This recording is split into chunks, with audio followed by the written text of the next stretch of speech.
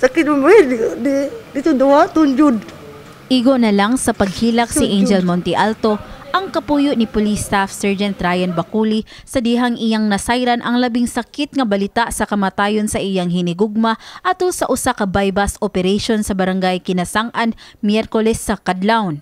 Way kabutangan ang grabing kaguol ni Angel sa nahitabo kang Baculi bisan pa man sa bayanihong niining kamatayon. Nagtinawagay pa sa cellphone si Angel og si Baculi kagabi samtang mipaingon sa operasyon ang pulis. Apan wala niya damha nga katapusan na daito nga higayon nga madunggan niya ang tingog sa iyang pares. Sakit ma'am, ay di katuo ma'am kay nagtawagay pa mi pag mga alas 10 kapin kay nautana ko niya na manamuhan. Ngayon siya na wala pa, napamilakaw. Ni mo to, pag nakatuog naman ko niya, pagka mga alas 11:47 na may video call, basin mauna siguro to katong napusilan siya. O kung kamata atong pagkuan niya na may butang miss video call dito. Isip sakop sa Regional Drug Enforcement Unit 7, nagsilbing poster buyer si Baculi ug nakig-atubang sa gidudahang mga durugista atol sa usa ka bypass operation. Sa dihang ang atong pulis naghimo na sa iyang task as the poster buyer. Suddenly, kining mga suspects dito sila ng atong pulis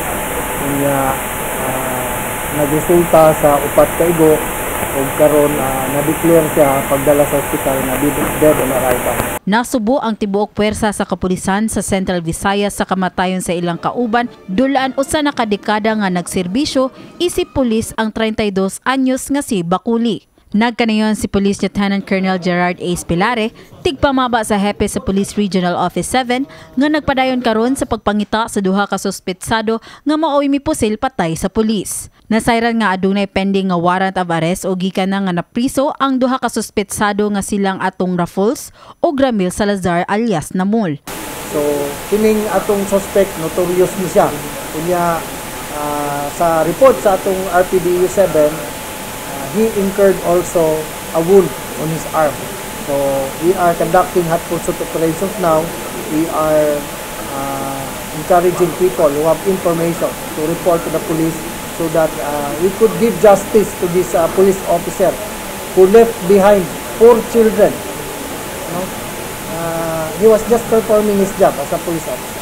Usa sa susihon sa PNP ang posibleng kalambigitan sa usa ka barangay tanod nga nasayral mipasakay sa mga suspetsado sa ilang pag-iskapo. Nabiyaan ni Baculi ang iyang hinigugma sulod sa 12 ka tuig nga si Angel ug iyang unom ka mga anak nga nag-edad og 2, 4, 7, 8, 10 ug 13 anyos. Gihulagway ni Angel nga buotan og responsableng amahan si Baculi ug bisan unsa ka bisi ang trabaho isip pulis. Muuli pa ni og aluginsan para moatiman sa iyang mga anak.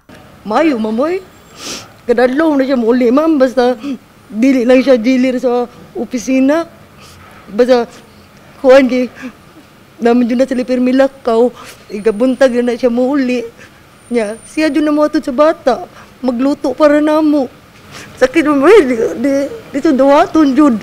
Gisaysay sab sa uyuan ni Baculi nga si Jem O'Neil nga naglisod sad alang kaniya nga dawaton ang nahitabo sa iyang pag-umangkon. Matud pa ni O'Neil nga sukad pagkabata sa iyang pag-umangkon, buot na niining nga magpulis. Gamay pa siya, mao na yang